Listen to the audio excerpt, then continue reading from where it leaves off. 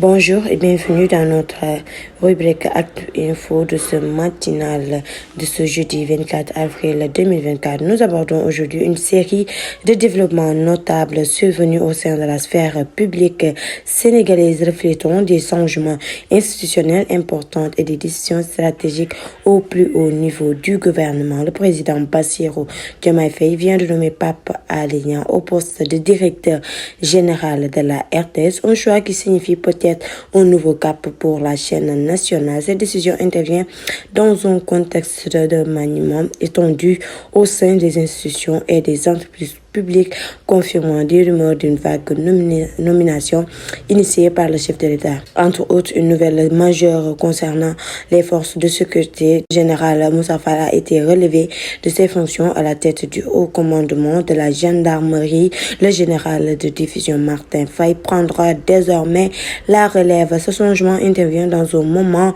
particulier sensible, suggérant une possible réorientation des priorités de sécurité.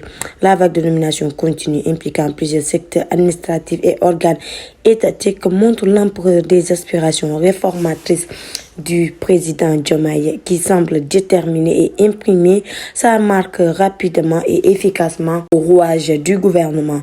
Un aperçu de plus de détails. Commission d'indemnisation pour les victimes des événements de 2021 à 2024 suite aux divers accidents survenus entre 2021 et 2024.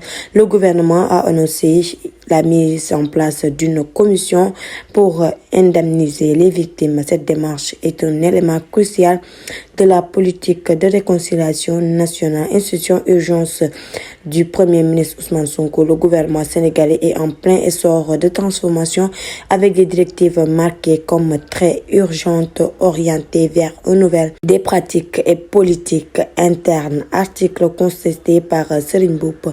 Monsieur Mboup a utilisé son droit de réponse pour contester formellement les informations publiées à ce sujet, demandant un respect de son honneur et de sa réputation. Daouda Ba rejoint Déthié Fall dans un contexte politique en évaluation. Daouda Ba, ancien du parti Rewmi, a décidé de rejoindre Déthié Fall, marquant un changement significatif dans sa carrière politique.